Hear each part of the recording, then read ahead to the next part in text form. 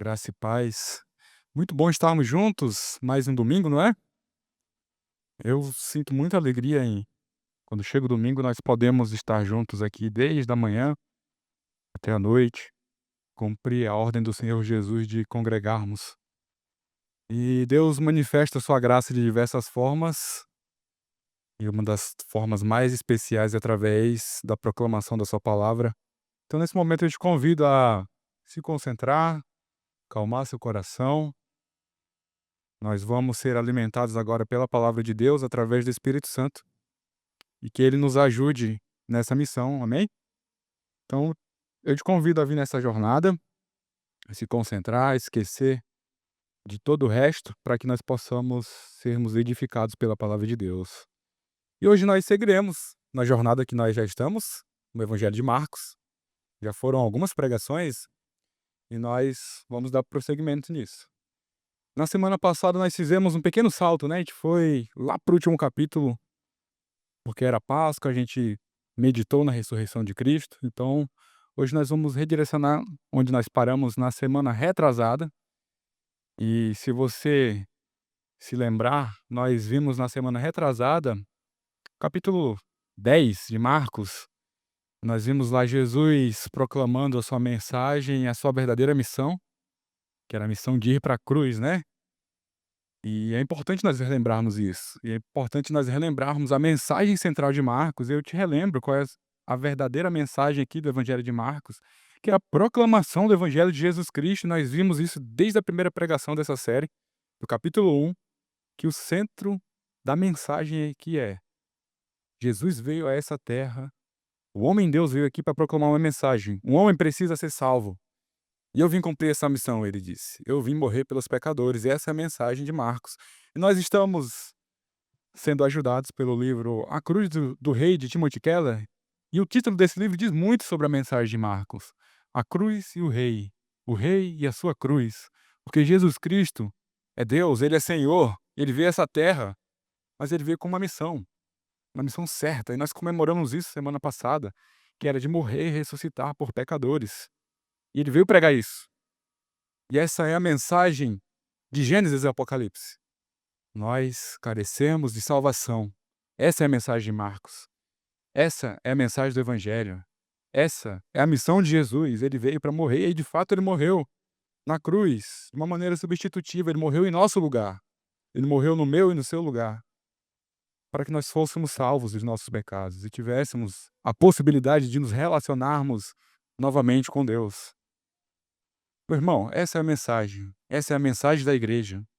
O que fugir disso não é o Evangelho de Jesus Cristo. Então, essa é a mensagem principal.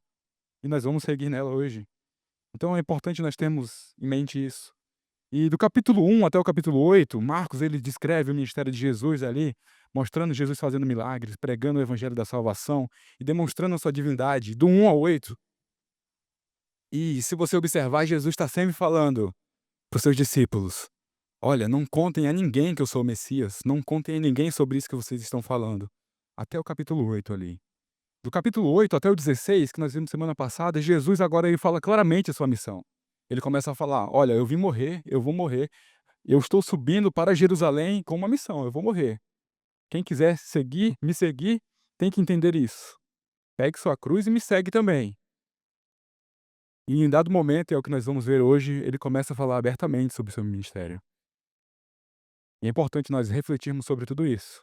Porque muita gente fala que Jesus foi uma vítima da política, uma vítima dos religiosos, mas em momento algum, gente, Jesus foi vítima aqui. Ele tinha controle sobre toda a situação. Ele estava indo para Jerusalém e ele falava abertamente: eu vou morrer, eu vou me entregar para morrer. Ele não foi uma vítima da sociedade, porque ele veio com essa missão e ele cumpriu a missão até o fim. Essa é a obra da cruz. Esse é o nosso rei, esse é o nosso Jesus. Jesus foi o rei que se entregou para morrer por nós. Então, com isso em mente, tendo isso em mente, relembrando isso, nós vamos ler. E eu te convido a abrir sua Bíblia em Marcos, capítulo 11. Marcos, capítulo 11. Nós leremos do versículo 1 ao 26.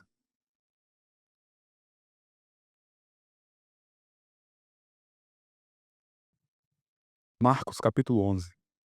É o que nós veremos hoje.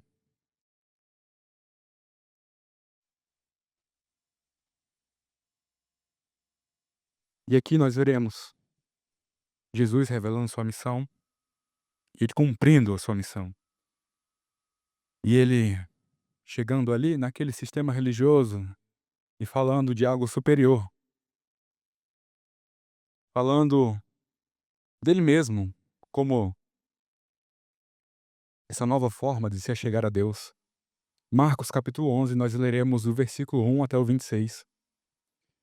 E diz assim: Quando se aproximavam de Jerusalém, de Betfagé e Betânia, junto ao Monte das Oliveiras, Jesus enviou 2 dos seus discípulos e disse-lhes: Vão até a aldeia que está diante de vocês, e logo ao entrar encontrarão preso um jumentinho, o qual ainda ninguém montou.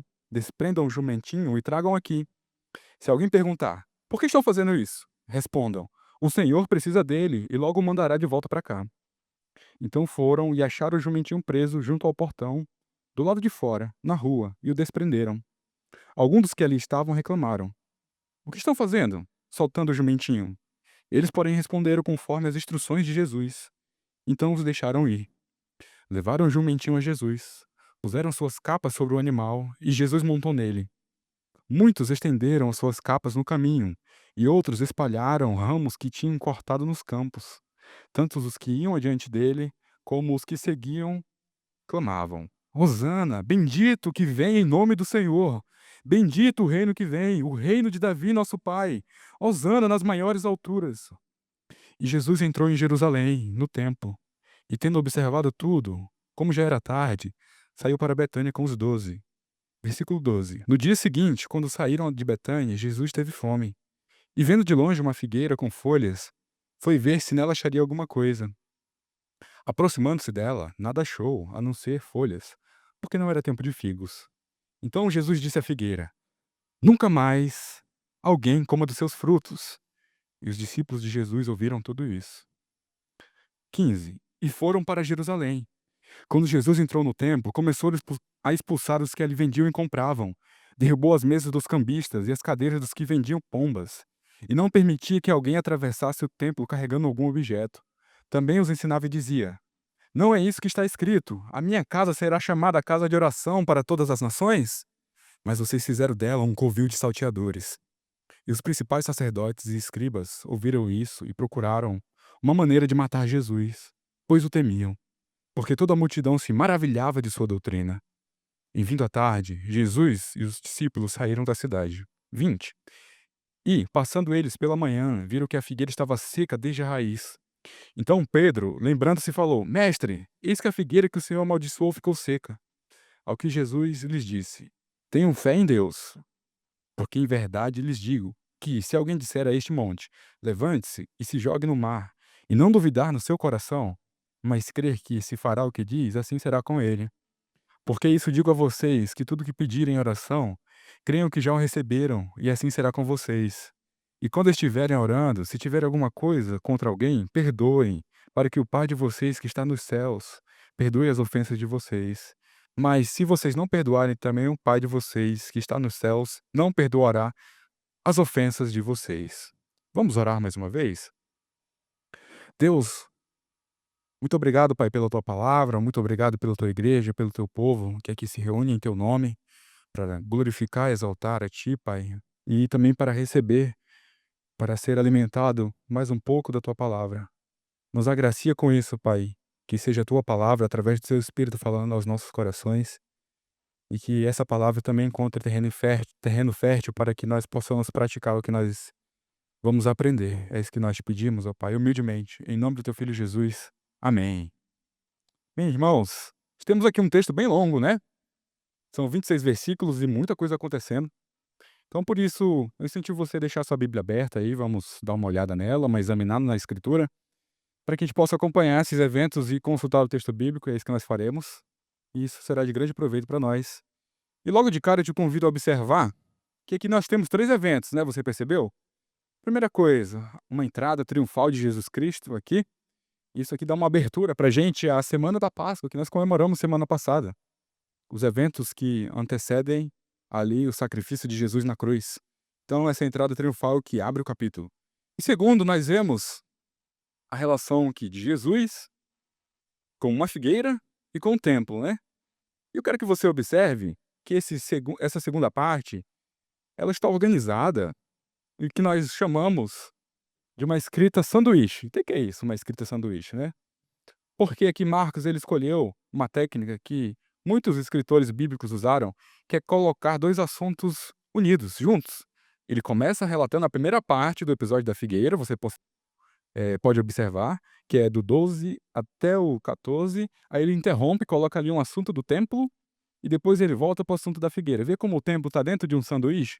É o recheio do sanduíche.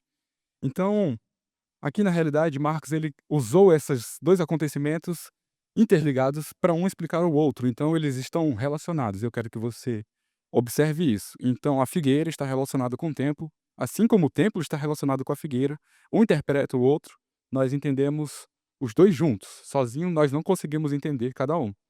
Então nós teremos hoje 3 partes para a gente meditar.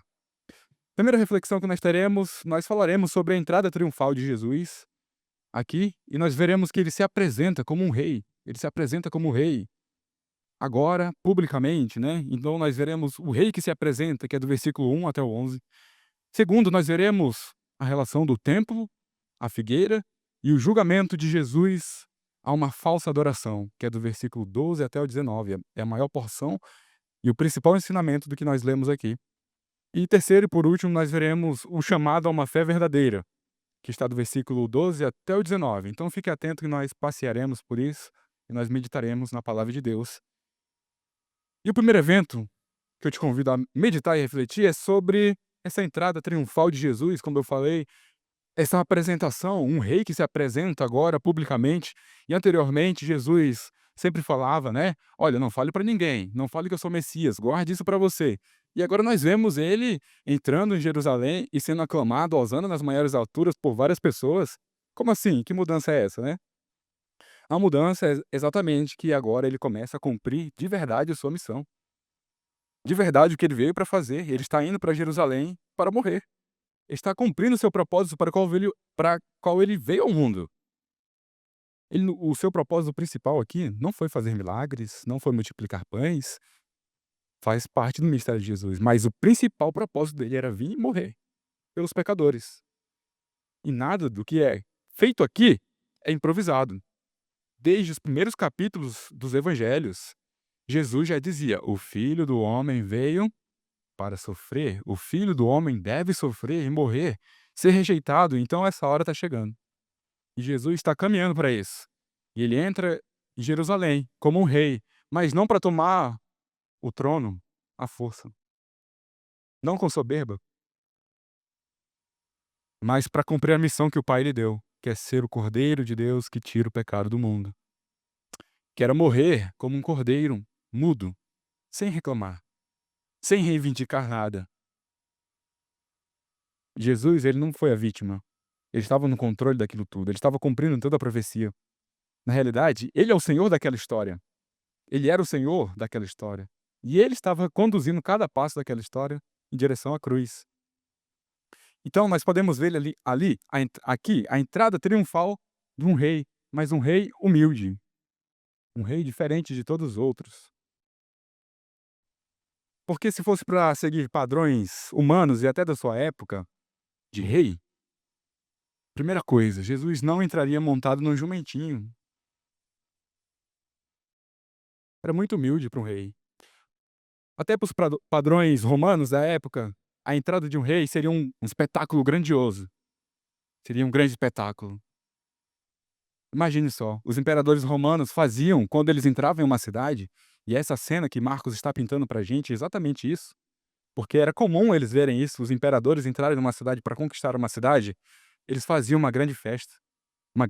A palavra procissão vem daí.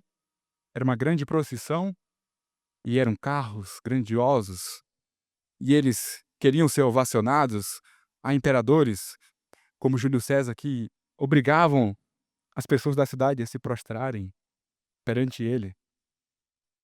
Mas Jesus fez exatamente o oposto. Jesus fez exatamente o oposto. Ele escolheu entrar em jumentinho, simples jumentinho, um símbolo de paz, de humildade, de simplicidade. Irmãos, esse é o nosso rei. Isso aqui é um escândalo, meus irmãos. Imagine só, o criador de todas as coisas é ele, o Verbo que estava desde o início de todas as coisas. Ele se humilhou aqui nessa terra. E ele não fez nenhum alarde, ele não reivindicou nada, nenhuma glória. Não, ele entrou em um jumentinho, na cidade de Jerusalém. Ele não foi com violência, mas ele foi e ele veio para oferecer reconciliação, primeiramente com Deus, primeiramente com Deus, humilde, montado em jumentinho. Irmãos, ele tem tanto controle da história que ele sabia o que ele estava fazendo. Ele estava cumprindo a profecia de Zacarias, capítulo 9, versículo 9, que diz: "Alegra-te muito, ó filha de Sião, exulta, ó filha de Jerusalém.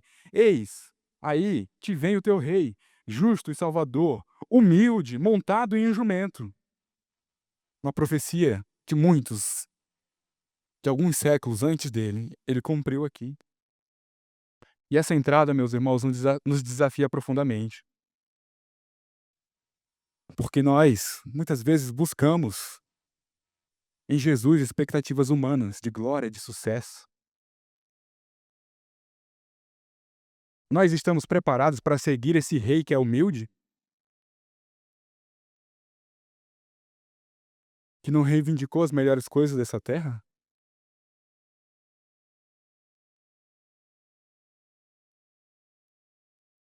Que na realidade fala pra gente: "Pegue sua cruz e me segue nesse caminho de humildade"? Isso nos desafia muito. O verdadeiro Cristo é o rei que reina, mas ele reina pela cruz, pela humilhação. Foi que ele foi exaltado. Esse é o caminho de Cristo. Essa é a entrada triunfal do mestre. Essa é a entrada triunfal do rei humilde. Que desafio, meus irmãos. E, além dessa entrada triunfal, ele está proclamando publicamente que ele é o Messias. E nós podemos ver aqui nos versículos, no versículo 9, no versículo 8, 9, que a multidão estende seus mantos pelo caminho, pegam ramos e começam a aclamar: "Hosana, bendito o que vem em nome do Senhor, bendito o reino que vem de nosso pai Davi." Eles reconhecem que Jesus é alguém especial, eles reconhecem isso, né? É interessante isso. Eles associam a chegada a realizações de promessas de Deus. Mas infelizmente, irmãos, muitos ali não compreendiam de verdade a missão do mestre. Não entendiam o real significado daquilo, porque lembre-se bem que alguns dias depois muitos estavam gritando: "Crucifica-o, crucifica-o." Eles queriam um rei que entrasse em sua cidade, mas eles queriam um rei à sua imagem, um rei que satisfazesse os seus sonhos terrenos de glória, de ambição. Porém, o reino que Jesus trazia não era o reino desse mundo, era o reino da reconciliação com Deus. O reino que foi inaugurado pela cruz e pela ressurreição. E isso traz um novo desafio para a gente, né? Porque a nossa fé também pode ser facilmente distorcida se estamos buscando em Jesus apenas soluções para os nossos problemas imediatos, os nossos desejos terrenos e passageiros, nossas necessidades passageiras. Nós estamos seguindo a Jesus pelo que ele é? Por ser salvador dos nossos pecados ou pelo que ele pode nos dar, pelo que nós queremos? E ali eles estavam cantando hosana. Hosana é um clamor por salvação. Mas a salvação que Cristo oferece vai além, e nós vimos isso lá no capítulo 2, das necessidades físicas, financeiras. A salvação que ele oferece é muito maior do que resolver nossos problemas terrenos, momentâneos. A salvação que ele oferece é o principal problema que nós temos que resolver. Nós nascemos pecadores e distantes de Deus, ele oferece a reconciliação com o Pai. Foi isso que ele veio fazer, foi para isso que ele estava entrando ali. Muitos desafios pra gente. E assim nós vemos o início dessa semana decisiva na vida de Jesus, né. Jesus consumando o propósito eterno de Deus, Jesus se apresentando como um rei humilde, em total contraste com os padrões humanos da época, da nossa era também, e a proclamação pública do Messias aqui, ainda que para muitos bem mal compreendida. Mas vamos prosseguir, vamos prosseguir.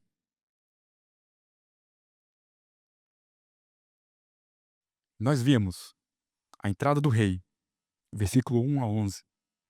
E agora nós vemos, no finalzinho do versículo, no versículo 11, Marcos fala que Jesus entrou em Jerusalém, no templo, e tendo observado tudo, como já era tarde, saiu para Betânia com os 12. Então Jesus entrou, e ele foi para o templo, onde ele ia bastante, e observou tudo ali.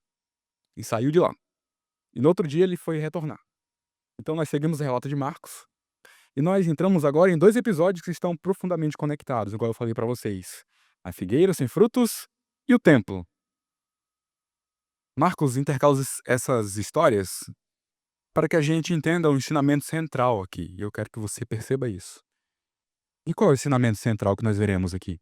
Do versículo 12 até o versículo 19. O ensinamento central é que Deus não se agrada de uma fé de aparências, uma fé que não manifesta frutos verdadeiros, e que ele veio para inaugurar uma nova era, um novo templo e um novo tempo também. Então nós vamos olhar para essas 2 cenas com mais atenção. Eu quero que você observe, primeiro, o relato da figueira sem frutos, que está diretamente ligado ao templo. E o texto fala que, logo de manhã, versículo 12, né? No dia seguinte, quando saíram de Betânia, Jesus teve fome. E vendo de longe uma figueira com folhas, foi ver se nela acharia alguma coisa. Aproximando-se dela, nada achou, a não ser folhas, porque não era tempo de figos. Então Jesus disse à figueira: Nunca mais alguém coma dos seus frutos. E os discípulos ouviram tudo isso. Esse é um texto que, para muitas pessoas, é problemático, porque são poucas as vezes que um milagre, vamos dizer, negativo, saiu de Jesus. E nós olhamos e podemos pensar: por que Jesus amaldiçoou essa figueira, né? Por quê? Se não era tempo de figos aqui. Mas a gente tem que entender, primeiramente, a geografia dessa região, a região ali de Israel, da atual Palestina. Por quê? Porque as figueiras daquela região, elas produzem 2 tipos de frutos. O primeiro é o figo mesmo, robusto, né, na sua época tradicional, e o segundo é o pagim, ou pagim. Vamos dizer que é um pré-figo, e apesar de não ser o figo propriamente dito, ele serve para matar a fome dos viajantes, mesmo quando não está na época de figo. Então esse fruto, pagim, que é um pré-figo, ele só sai depois que a figueira está cheia de folhas. Então, como você pode ver no versículo 13, Jesus viu de longe uma figueira com o quê? Com folhas. Então esperava-se que ali tivesse um pouco desses frutos para ir matar a fome. Era simples. Eles eram simples, mas comestíveis. E Jesus não encontrou. Então, assim, Jesus viu a figueira com folhas e pensou: ó, deve ter um paguinho ali para eu comer. Chegou e não tinha. Então, a figueira estava fazendo uma falsa propaganda, né? Jesus teve uma expectativa legítima. Ele não chegou ali de qualquer jeito. Ele tinha uma expectativa legítima. Mesmo não sendo a época plena de figos, mas era a época desse fruto chamado paguim. E a presença das folhas sinalizava que era para existir esses brotos. Mas Jesus fez isso exatamente para indicar e apontar para o que viria a seguir, que era o templo. Então Jesus estava ali fazendo e demonstrando uma parábola viva para os seus discípulos e para a gente, porque assim como aquela figueira, Israel também tinha aparência religiosa, tinha muitas festas, rituais, um templo suntuoso, mas ao chegar lá, Jesus encontra uma figueira estéril. E se você for ver no Antigo Testamento, e Jesus não faz nada disso à toa, muitas vezes Israel é comparado a uma figueira, né. Ainda que a figueira tem muita comparação com a figueira no Antigo Testamento, e Jesus sabia o que estava fazendo. Então, ele estava prenunciando a sentença de que ele faria ao templo de Jerusalém. Por isso que os 2 episódios estão interligados. Na realidade, a figueira está interpretando o que Jesus vai fazer ali na frente, nos próximos versículos. Então, não é um ato impulsivo, não é um ato de ira, uma ira vaga, mas é Jesus ensinando aos seus discípulos que, assim como aquela figueira, Israel também tinha aparência de espiritualidade, mas não tinha frutos. Não tinha frutos. E por isso o templo também, nós podemos dizer que é um templo estéril, um templo corrompido, uma adoração sem vida, porque depois da figueira, nos próximos versículos, Jesus entra no templo. E o que ele vê é lamentável, lamentável. Porque assim que ele entra, e ele entra ali no templo, que era a entrada que ele entrou, era chamada de o Pátio dos Gentios, era um grande espaço de uns 190.000 metros quadrados, e ali era o único local em que todas as nações, pessoas de todas as nações poderiam entrar para adorar e buscar a Deus, mas aquele local sagrado tinha se tornado um mercado caótico, um local de vendas, um local de extorsão. Ali se vendiam animais para sacrifícios, muitas vezes com preços abusivos. Cambistas trocavam moedas estrangeiras. Havia comércio, lucro, muito barulho, onde era para ser uma casa de oração. O local que deveria ser um portal de acesso a Deus para todas as nações da terra, porque Israel era exatamente isso, ele devia ser testemunho para todas as outras nações, virou uma grande bagunça, uma grande barreira para as outras nações. Então Jesus age, o que que ele faz? Ele expulsa, ele começa ali fazer algo que era assustador, né. Ele chega, expulsa os vendedores, derruba as mesas, imagine a cena, derruba as mesas, pega o chicote, bate em todo mundo ali, proíbe as pessoas de entrarem com as mercadorias, de usar aquele espaço como um comércio, e ele proclama com autoridade, versículo 17, olha, o que que ele fala: "Não está escrito: 'A minha casa será chamada casa de oração para todas as nações'? Mas vós a transformastes num covil de salteadores." Aqui ele está citando Isaías 56. Jesus lembra que a casa de Deus deveria ser um lugar aberto para todos os povos. Ele também cita Jeremias 7, e ele denuncia a corrupção religiosa que usava o templo como uma fachada para esconder pecados. Irmãos, Israel tinha um templo grandioso, grandioso, mas ao chegar lá, Jesus se depara com um povo com uma adoração vazia, um povo que estava utilizando da casa de Deus, das coisas sagradas de Deus, para o seu próprio benefício, para os seus próprios desejos. Lembra que está relacionado com a figueira? O que que ele fez com a figueira? Ele amaldiçoou a figueira. O que Jesus faz com a figueira e no templo é um ato simbólico também, um ato de julgamento, de julgamento. Assim como a figueira secaria desde a raiz, aquele templo também estava condenado. Eram os últimos dias daquele templo. O sistema religioso que estava reinando, que estava corrompido, seria substituído. E o novo templo seria superior àquilo ali. E o novo templo não são mais paredes levantadas, nem mais um sistema de sacrifício. O novo templo é o próprio Cristo. E ele estava condenando aquele templo. Quando ele morresse na cruz, o véu seria rasgado de cima a baixo.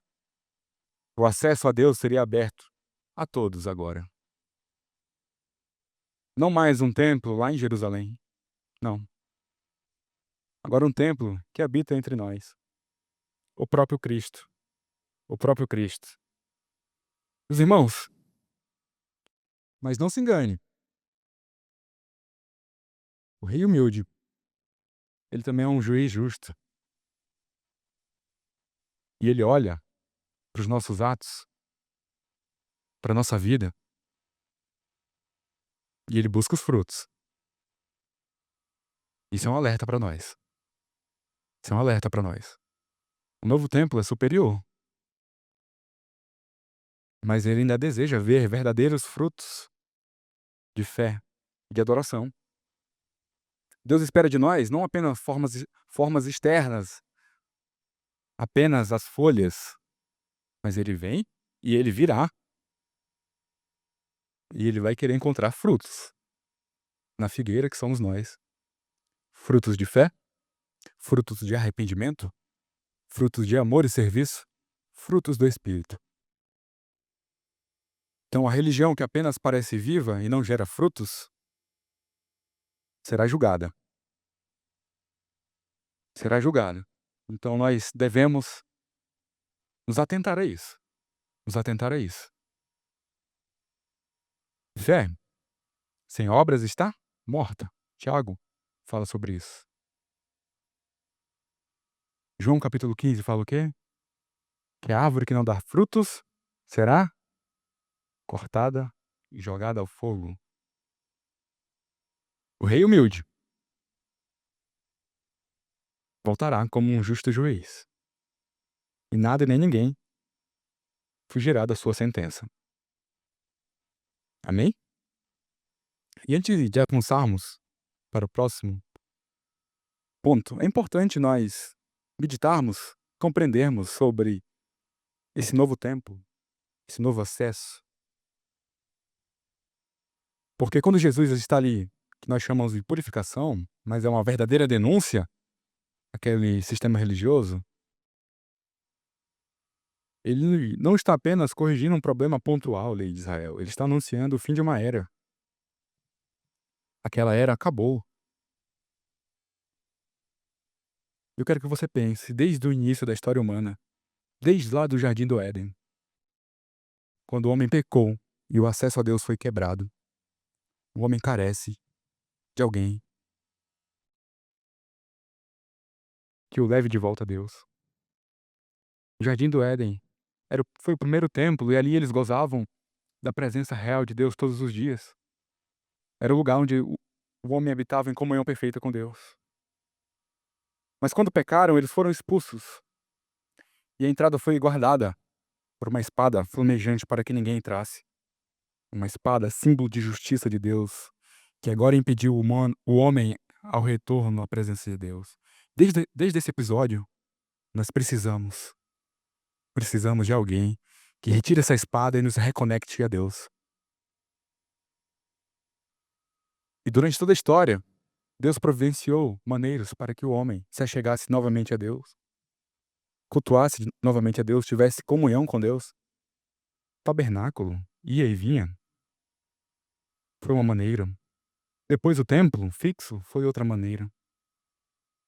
Mas tudo isso era sombra. Sombra apontava para Jesus.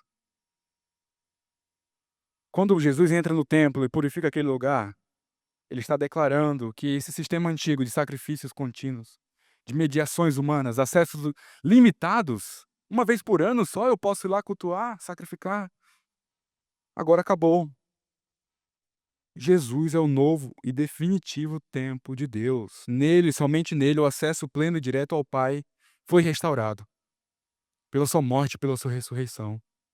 Irmãos, o acesso foi aberto. Foi pela graça. Mas nós também devemos viver de maneira digna do Evangelho. Maneira digna do Evangelho. E é por isso que ele faz um chamado. E é o nosso último ponto, dos 3 que eu prometi a vocês. Um chamado à fé verdadeira, que é dos versículos 20 a 26, nós podemos observar isso, que é a parte final do sanduíche, né, que eu falei para vocês, ali no meio está o principal, nós entendermos isso, mas a terceira parte também está conectado. E Jesus nos chama a uma fé verdadeira. Meus irmãos, após ele ali denunciar o templo, dar palavra de juízo à figueira e ao templo, consequentemente, Marcos agora nos mostra a conclusão desse sanduíche literário que ele construiu aqui. No dia seguinte, podemos ver, ó, versículo 20: "E passando eles pela manhã, viram que a figueira estava seca desde a raiz. Então Pedro, lembrando-se, falou: Mestre, eis que a figueira que o Senhor amaldiçoou ficou seca." Ao que Jesus lhe disse: Tenho fé em Deus. Olha isso, Jesus responde a Pedro, com uma palavra curta, mas poderosa: Tenham fé em Deus. Irmãos, esse é o chamado.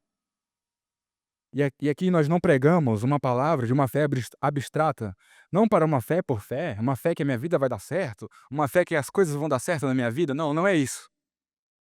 O nosso chamado é para você ter uma fé em Deus, em Jesus Cristo.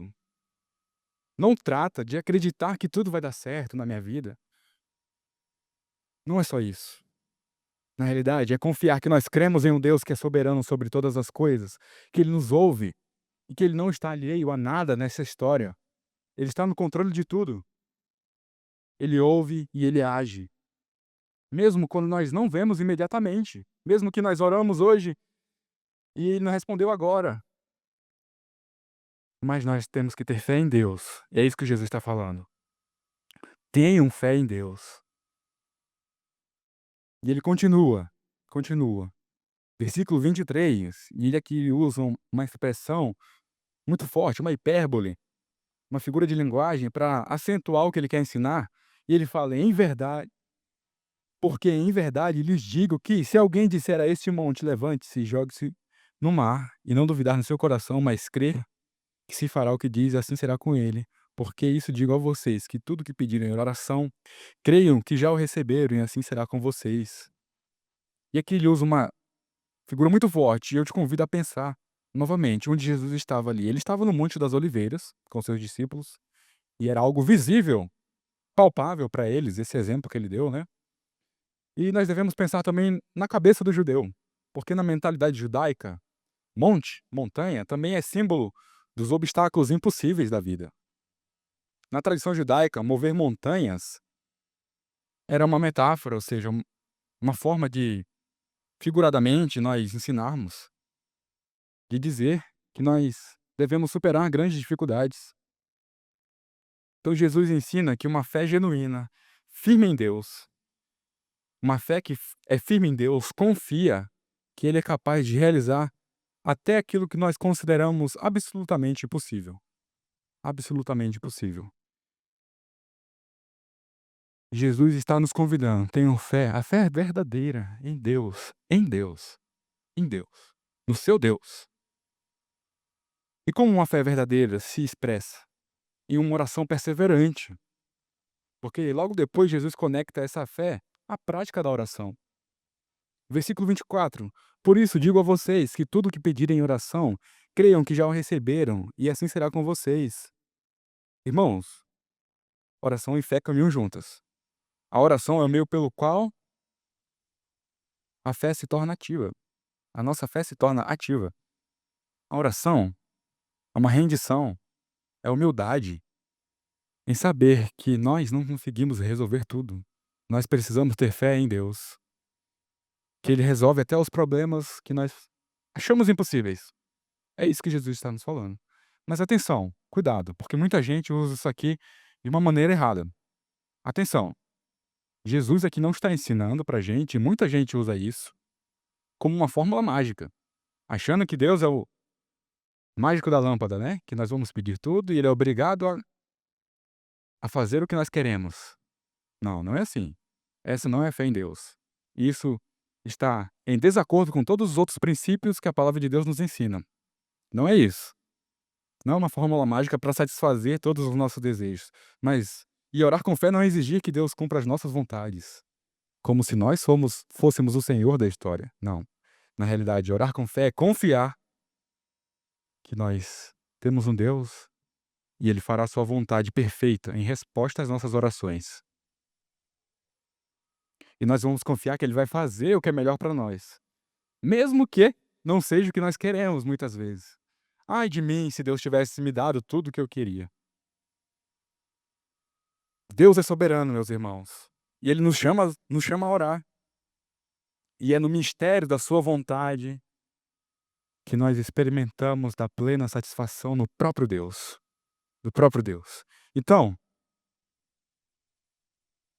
tenha fé em Deus, que Ele pode resolver tudo aquilo que nós achamos que é impossível, e que Ele vai fazer na sua soberana vontade o que é melhor para nós, o que é melhor para nós. Então, a fé verdadeira se manifesta também, e ele continua, e a fé verdadeira se manifesta também em uma vida de perdão, porque Jesus acrescenta algo que nós também não podemos ignorar, versículo 25: "E quando estiverdes orando, se tendes alguma coisa contra alguém, perdoai, para que vosso Pai celeste vos perdoe as vossas ofensas." Irmãos, oração verdadeira não é só pedir coisas. Oração verdadeira é se alinhar ao caráter de Deus. Se alinhar ao caráter de Deus. Isso inclui o perdão e muitas outras coisas. Então, se nós queremos nos aproximar de Deus em oração, precisamos ter um coração disposto a perdoar. Não podemos manter mágoas, divisões à toa em nossos corações. E nós devemos estar alinhados com o caráter de Deus.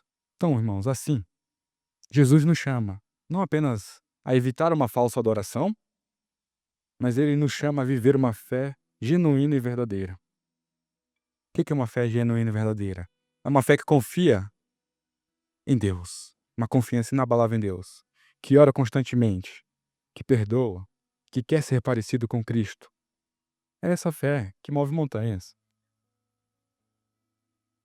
É essa fé que transforma as nossas vidas. As nossas vidas. Meus irmãos, ao olharmos para esse grande episódio de Marcos capítulo 11, que vai desde a entrada triunfal de Jesus, passa pela figueira, vai ao templo, passa pela figueira de novo, que vemos é o retrato do nosso rei e as exigências desse rei para os seus súditos. A exigência é uma fé verdadeira, que manifesta frutos verdadeiros. Então nós vimos 3 grandes movimentos aqui, né? Um rei que se apresenta humilde, montado em um jumentinho, consumando a sua missão, o propósito eterno de Deus. Mas ele não veio para conquistar o mundo pelo poder humano, mas ele veio vencer pela cruz, pelo exemplo da cruz. Mas ele também julga, ele julga. Ele julga a adoração, a falsa adoração. A figueira e o templo foram sinais vivos de que Deus faz isso. Ele faz isso, ele rejeita a aparência de fé sem frutos. E também ele chama para si um povo que o adora em espírito e em verdade. Não é mais no lugar, é em espírito, mas é em verdade. Qual verdade?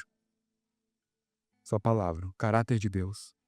Nós vamos adorar verdadeiramente a Deus quando nós conhecemos e estivermos alinhados ao seu caráter. Esse é o chamado à fé verdadeira. Uma fé que confia de todo o coração, ora de maneira dependente do seu Deus, perdoa e crê que, como filhos, Deus nos ouve e a sua vontade será manifesta e ela será a melhor para nossas vidas. Amém? E eu tenho 3 convites para te fazer. Porque nós ouvimos a palavra aqui, nós somos alimentados, nós achamos muito bonito, mas o domingo está acabando. A segunda-feira vai chegar. E aí, como viveremos? Devemos viver de forma digna do Evangelho. Uma fé verdadeira. E o primeiro convite que eu tenho para te fazer é cuidado. Cuidado. Cuidado com o quê? Com as suas expectativas sobre Jesus. Você entendeu de verdade a missão de Jesus, o que ele tem para oferecer? Você entendeu? Aquele que quiser vir após mim, negue-se a si mesmo, tome sua cruz, aí você me segue? Esse é o Rei Jesus. Esse é o Rei Jesus. Você entendeu qual é o seu maior problema a ser resolvido? Eu te digo, se você ainda não resolveu esse problema, pense em resolver ele agora, hoje. Se você tem vivido distante de Deus, esse é o seu maior problema. Foi esse problema que Jesus veio resolver. Ele não veio te dar um carro novo, uma casa nova. Ele dá, mas não foi esse problema que ele veio resolver. O problema que ele veio resolver foi que nós somos pecadores e carecemos da glória de Deus. Tinha uma espada impedindo a nossa entrada ao acesso a Deus. Somente ele tirou essa espada. E somente quem tem a fé genuína e verdadeira nele vai poder ter comunhão com Deus novamente. Esse é o seu problema, meu irmão e minha irmã. Se você não resolveu, resolva. Resolva. Esse é o primeiro convite. Cuidado, cuidado. Segundo convite para a gente, principalmente para quem já professou a fé em Cristo. Reavalie. Vamos reavaliar nossa fé? Nós temos manifestado frutos da nossa fé? Quais frutos? Aí você pergunta, quais frutos? Muita gente confunde isso. Aí eu te convido a abrir Gálatas 5. Eis os frutos. Bom exemplo dos frutos que nós devemos manifestar. Gálatas 5:22. Mas o fruto do Espírito é amor, alegria, paz, longanimidade, benignidade, bondade, fidelidade, mansidão, domínio próprio. Contra essas coisas não há lei. Nós temos manifestado isso? Eis que o justo juiz está de olho em tudo. Reavalie. Nós temos vivido conforme a nossa fé? Ou nós temos vindo na igreja, levantado a mão, cantado, mas tudo isso é só folha. E os frutos? E os frutos, né? Reavalie. Terceiro, certifique-se. De quê? De que a sua fé, de que a nossa fé está ancorada verdadeiramente em Deus. Nossa fé está em Deus? No nosso Deus, somente nele? Na certeza de que ele é soberano e cuida da nossa vida, da sua vida. Se você é filho de Deus, você tem essa certeza de que podemos estar passando por diversas dificuldades. Mas a certeza é, certifique-se disso, se você acredita mesmo nisso. Porque o dia mal chega. E se a nossa fé não está ancorada nisso, dificilmente nós ficaremos de pé. Então a fé verdadeira está em Deus. Em Deus. Em confiar nele. Em confiar que ele é que resolve tudo. Ele resolve principalmente o nosso pior problema. Certifique-se disso, meus irmãos. Vamos ter esse cuidado. Essa é a palavra de Deus, meus irmãos. E agora eu falo com você, cristão. Meus irmãos, como é fácil nós estarmos vindo aqui sempre, em tudo, trabalhando, achando que estamos manifestando frutos, mas na realidade é só uma capa de engano. Oh, quantas vezes eu fiz isso. Como eu sou tentado a fazer isso, meu irmão. Como eu sou tentado a fazer isso, a viver de aparência. Como nós seremos tentados a vivermos assim essa semana? Seremos tentados.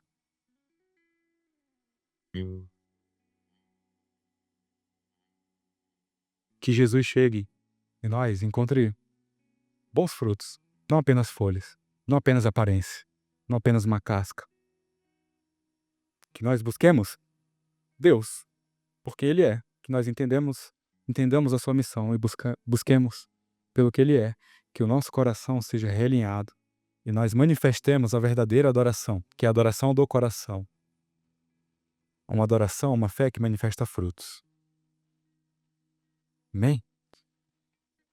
Vamos cantar com o Ministério de Louvor e ter um momento de reflexão para essa semana. Juntos, pedindo a misericórdia de Deus. Pedindo a misericórdia de Deus.